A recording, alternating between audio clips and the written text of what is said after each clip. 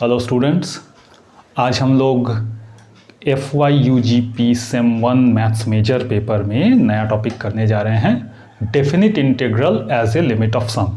ये हमारे यूनिट 1 का ही पार्ट है, कोल्हान यूनिवर्सिटी का। ठीक है, तो वीडियो शुरू करने से पहले मैं ये कह दूं कि अगर आपने इस चैनल को सब्सक्राइब नहीं किया है तो आप चैनल सब्सक्राइब कर लीजिए, क्योंकि इसके जो आने वाले वीडियोज़ हैं ये आपको काम आएंगे। कॉलेजेस में तो संभवतः क्लास नहीं के बराबर ही होगा, और होगा भी तो कैसे होगा वो आप जानते ही हैं। तो इस सिनेरियो में आपके लिए चैनल काम के चैनल होगी। ठीक है, तो चलिए let's start the video. Okay, the topic is definite integrals as a limit of sum, unit 1 का ये है सेमेस्टर 1 का मैथ्स मेजर पेपर 1। ठीक है, ओके लेट्स स्टार्ट। देखिए, एज वी ऑल नो, एक प्रोसेस होता है जिसको कहते हैं हम लोग डिफरेंशिएशन, और ठीक इसका उल्टा एक प्रोसेस होता है, इसको कहते हैं इंटीग्रेशन। तो डिफरेंशिएशन प्रोसेस में हम लोग क्या करते हैं, किसी कर्व पर जब हम लोग इसका डिफरेंशिएशन करते हैं, that is we are going to find dy by dx, तो यहाँ हम लोग क्या करते हैं, इस किसी एक पॉइंट पर टेंजेंट का जो स्लोप है ना वो निकालते हैं। dy by dx exactly this gives the slope of tangent at this point. ठीक है, तो इसको हम लोग कह सकते हैं दिस इज, ये जो अगर ये एंगल मान लो साई है तो dy by dx is tan Sai at this point. ठीक है, अब इंटीग्रेशन प्रोसेस में क्या होता है वो आप जानिए, ये अलग प्रोसेस है। अब जैसे सोचो, हमारे पास कोई फंक्शन है f(x) जिसको हम डिफरेंशिएट करते हैं and we get another function से gx, ये मिलता है। ठीक है, अब ये dfx हो गया, तो इसको हम लोग यहाँ कह सकते हैं कि this is nothing but gx dx। अब अगर हम लोग इसका इंटीग्रेशन करते हैं ऐसे, तो वी एक्सपेक्ट कि हमें यहाँ fx मिलेगा, और this process is what we call integration of this function. मतलब gx का इंटीग्रेशन करके हम लोग fx पा सकते हैं। तो इस तरह से हम लोग कह सकते हैं कि ये जो प्रोसेस ऑफ इंटीग्रेशन है ये as a reverse process of differentiation है। ठीक है, लेकिन एक बात आगे मैं क्लियर कर दूंगा, उससे कंफ्यूज मत होइएगा। तो हम लोग ये समझ रहे हैं कि integration as a reverse process of differentiation. ठीक है, अब एक एग्जांपल से इसको देखते हैं। जैसे अपने को पता है कि साइन x का derivative with respect to x मतलब d sine x by d x, what is it, cos x। हम लोग जानते हैं cos x होता है। अब अगर cos x को इंटीग्रेट करें dx के साथ, तो वी एक्सपेक्ट sin x होता भी है। ठीक है, तो अब इस स्थिति में आप एक चीज़ देखेंगे कि ये जो इंटीग्रेशन हो रहा है, इसमें एक बात ध्यान दीजिएगा। पहली बात तो यहाँ कोई लिमिट है नहीं, कहाँ से कहाँ तक इसको इंटीग्रेट किया वो लिमिट नहीं है। दूसरी बात, अब कल्पना करो कि अगर आपने d साइन x प्लस कोई कांस्टेंट को डिफरेंशिएट किया होता। ठीक है, साइन x प्लस कांस्टेंट, इस केस में भी साइन x का डिफरेंशिएशन आता cos x, और इस कांस्टेंट का डिफरेंशिएशन होता 0। ओके, होता। अब सोचो, as a reverse process of differentiation अगर हम लोग इस cos x को इंटीग्रेट करते तो हमें ये मिलना चाहिए था साइन x प्लस के। तो यहाँ देखो डबल केस बन रहा है। cos x का इंटीग्रेशन करने से हमको sin x भी मिल सकता है, और cos x का इंटीग्रेशन करने से sin x प्लस कॉन्स्टेंट भी मिल सकता है, क्योंकि इन दोनों का डिफरेंशिएशन cos x ही होता है। तो we don't know whether constant वहाँ था या नहीं था। तो ठीक है, इस डाउट को सॉल्व करने के लिए हम लोग इस कॉन्स्टेंट को रख ही देंगे। इसीलिए क्या होता है, जब भी हम लोग इंडेफिनिट इंटीग्रेशन करते हैं तो जो फाइनली आता है आंसर, उसमें एक कांस्टेंट ऐड करके रखते हैं। कांस्टेंट ऐड करने का अगर मान लिया जाए हमारा जो पहला फंक्शन था उसमें अगर कांस्टेंट नहीं रहा होता तो ये k इज इक्वल टू 0 पकड़ाएगा, और अगर कोई कांस्टेंट है तो उस कांस्टेंट को ले लेंगे। ठीक है, तो इस तरह से ये एक इंडेफिनिट केस हो जाता है। पहली बात तो लिमिट नहीं है, और दूसरी बात ये कांस्टेंट क्या है वी डोंट नो। ठीक है, लेकिन जब ये लिमिट स्पेसिफाई किया हुआ होता है तब वो हो जाता है डेफिनिट इंटीग्रल। ठीक है, अब इसके बारे में हम लोग समझते हैं, राइट। अच्छा से समझिएगा। देखिए, मान लीजिए ये एक ग्राफ है एक्स वाई, तो इसको हम लोग कहते हैं y is equal to f x. ये कुछ भी हो सकता है, y is equal to f x, कुछ भी एल्जेब्राइक ग्राफ हो सकता है, ट्रांसेंडेंटल फंक्शन हो सकता है जैसे ट्रिगोनोमेट्रिक फंक्शन या एक्सपोनेंशियल फंक्शन, लॉगरिथमिक फंक्शन, कुछ भी होता है, ऐसा कोई एक ग्राफ है। अब मान लिया जाए यहाँ पर हम एक लिमिट सेट करते हैं and we call it x is equal to a।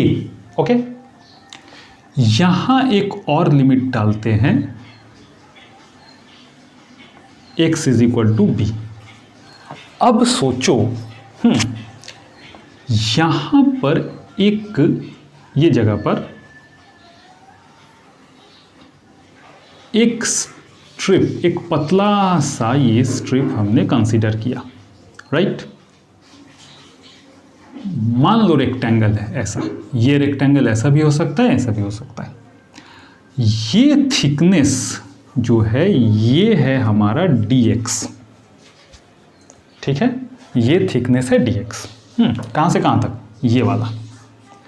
अब देखो यहाँ पर ये जो ये यहाँ से यहाँ तक की जो लेंथ है, ये कोई ना कोई fx है। अगर यहाँ पर हम x पकड़ते हैं तो समझो ये जो हाइट है ये तो y के इक्वल है ना, तो y इज इक्वल टू क्या होता है, fx होता है। अब इस fx को अगर हम इस dx से मल्टीप्लाई करें तो अपने को क्या मिलेगा, ये इस तरह का एक रेक्टेंगल का एरिया मिलेगा। ठीक है, मिलेगा। तो इस तरह से एरिया ऑफ ये जो रेक्टेंगल है जिसको हम लोग कहेंगे एलिमेंट्री रेक्टेंगल, इसका एरिया हो रहा है fx इंटू dx। अब सोचो अगर इसको छोटे छोटे टुकड़ों में हम डिवाइड करते गए तो हम लोग को इस तरह का बहुत सारा रेक्टेंगल्स मिलता है। ठीक है, सारे रेक्टेंगल्स का अगर हम लोग एरिया जोड़ते हैं तो जोड़ते जोड़ते हम लोग को क्या मिल जाएगा, यहां से लेकर ये देखो ये जो है ना, ये पूरा एरिया मिल जाएगा, है कि नहीं। तो ये चीज इस तरह से इसके समेशन से हमको मिल रहा है ये एरिया, मतलब area between what, the curve and x axis. ठीक है, इसी को हम लोग क्या कहते हैं, सिंबल में लिख सकते हैं fx dx इंटीग्रेशन है फ्रॉम a टू b, अर्थात यहां से लेकर यहां तक की x की लिमिट a से लेकर के b तक। This one is called lower limit, this is called upper limit. ठीक है, तो डेफिनिट इंटीग्रेशन का मतलब होता है ये, वी आर फाइंडिंग एरिया। ठीक है, area between curve and the x axis. ठीक है, लिमिट्स दिया हुआ रहता है a से b तक। ठीक है, तब ये हो जाता है डेफिनिट इंटीग्रेशन। ठीक है, अब हम लोग आगे जानेंगे ये लिमिट ऑफ सम कहने का क्या मतलब है, राइट। चलिए देखते हैं।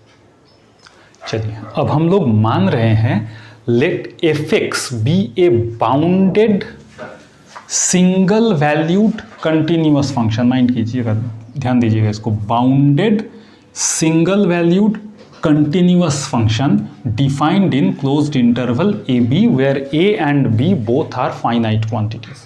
ठीक है, तो देखो बाउंडेड फंक्शन क्या होता है, इसके लिए मैंने एक वीडियो बना के रखा है रियल एनालिसिस का, आप जा करके देख सकते हैं। बाउंडेड फंक्शन उसका LUB GLB सब बता के रखा है मैंने, देख लीजिएगा।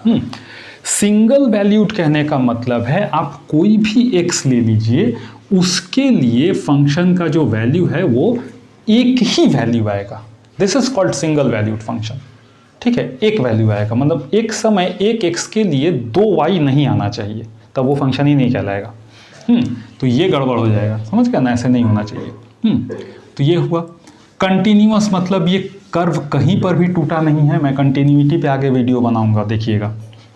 Defined in closed interval AB, मतलब इंटरवल देखिए यहाँ से लेकर यहाँ तक के बीच में ये पूरी डिफाइंड है। अब हमारा काम है डेफिनेट इंटीग्रेशन कर रहे हैं as a limit of sum, और याद रखिए we need to find this area, ये एरिया हमें निकालना है। एरिया निकालने में परेशानी ये है कि ये जो कर्व है ये हर पॉइंट पर इसका वैल्यू बदल रहा है। अब जैसा हमने जाना थ्योरी में, इसको हम लोग एलिमेंट्री रेक्टेंगल्स में तोड़ेंगे ऐसे ऐसे, तो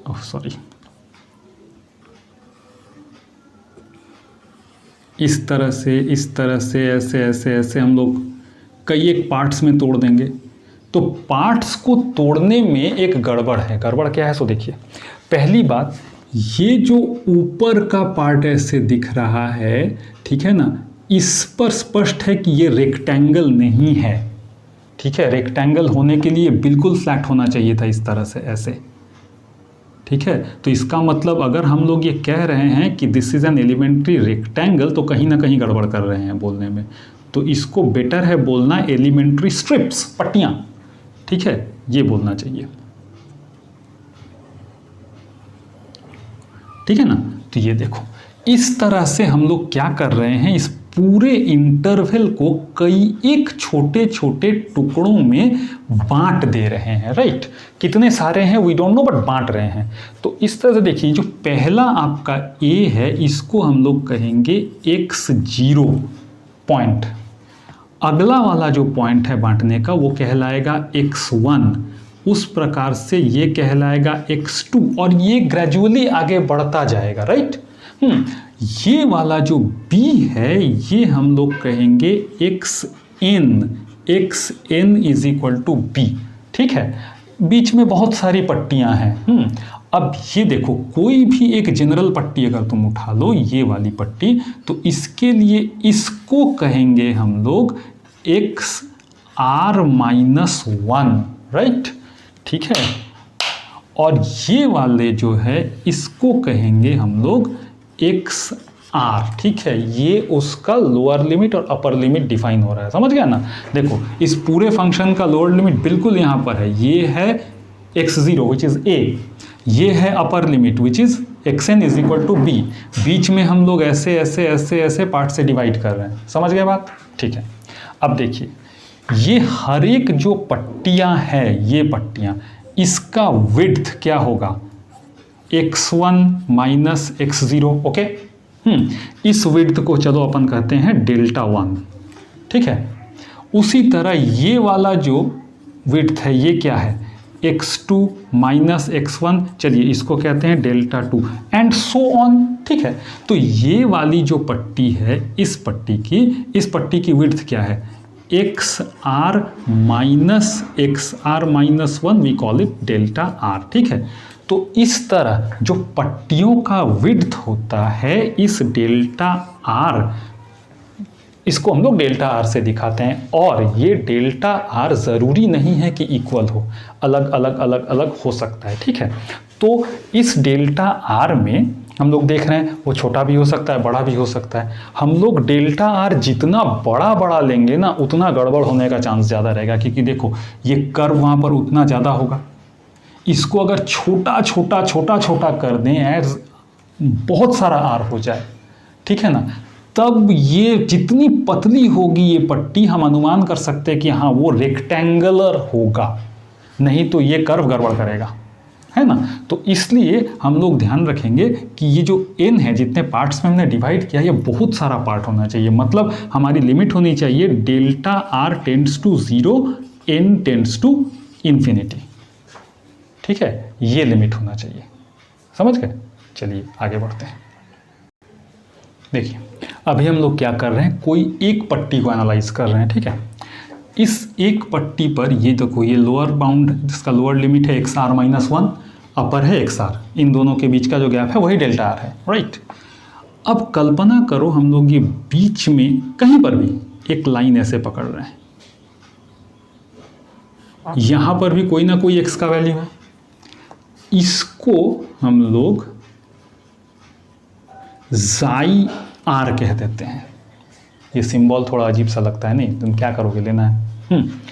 तो ये जो लेंथ देख रहे हो, ये यहाँ तक, ठीक है, ये हो सकता है f साई आर ये लेंथ है, माइंड यहाँ तक लेंथ है, ठीक है ना। उस हिसाब से ये रेक्टेंगल ऐसे कट कर सकते हैं अगर लेंथ यहाँ पकड़ा हुआ है तो, ठीक है। अब देखो इस पट्टी का एरिया हम लोग क्या कह सकते हैं, function of xi r into delta are कह सकते हैं। मतलब कि इसको अपन ऐसे कह सकते हैं, ये है function of xi r into x r minus 1, ऐसे कह सकते हैं। अब ये डेल्टा आर जितना छोटा होगा इस पट्टी का एरिया उतना एक्यूरेट आएगा, ठीक है। नहीं तो ये कर्व के चलते इसका जो है माने क्या बोलेंगे, एरिया उतना एक्यूरेट नहीं आएगा, गड़बड़ होने का चांसेस ज़्यादा है। इन सारे एरिया को अगर इस तरह से हम लोग जोड़ते चलें तब हम लोग को मिल जाएगा ये पूरा एरिया, राइट। तो देखो ये कैसे होता है। पहला पट्टी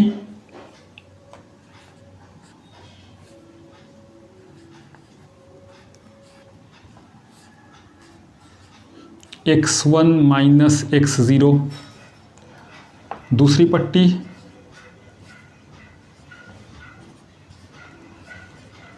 x2 माइनस x1, ये सब एरिया है। इस तरह से ये चलता जाएगा चलता जाएगा चलता जाएगा। इन सब को जोड़ देंगे तो हमें क्या मिल जाएगा, यहाँ से लेकर यहाँ तक का ये पूरा एरिया, ठीक है। जोड़ते समय ये जो xi1 है या xi2 है ये सब है, हम लोग अपने सुविधा के अनुसार इसको कुछ भी ले सकते हैं। ज़रूरत पड़े तो हम लोग ये भी ले सकते हैं, ये वाला विच इज़ fx(r-1) वो भी लिया जा सकता है, या हम लोग चाहें तो इसको भी ले सकते हैं, ठीक है। ये हमारे सुविधा के अनुसार होगा, राइट। अब समझ में आया डेफिनेट इंटीग्रेशन का ये कॉन्सेप्ट, ठीक है। चलिए, तो ओवरऑल 100 बात की एक बात ये है कि ये वाला जो हम लोग कर रहे हैं function of xi r into delta r, ये डेल्टा आर ऐसे लिखेंगे। यही है आपका integration over f x d x from a to b, ठीक है। आपको ध्यान रखना है कि यहाँ पर डेल्टा आर टेंड्स टू 0 होना चाहिए, that is n tends to infinity होना चाहिए, ठीक है ना। यही कॉन्सेप्ट है definite integral as a limit of sum का, ठीक है। तो इस पर बेस्ड क्वेश्चंस भी आते हैं, तो हम लोग अभी देखेंगे कि इसको इवैल्यूएट करने का तरीका क्या है, then we will evaluate it, ठीक है। देखिए अब हम लोग इसका इवैल्यूएशन का टेक्निक सीख रहे हैं।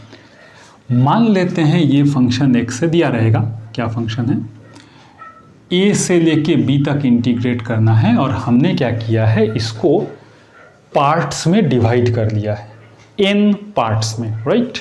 ये जितना पार्ट्स है ना, ये 1 2 ऐसे ऐसे करके n पार्ट्स है। अब देखो ये जो पहला है ये पॉइंट, ये आपका है x0 is equal to a, right.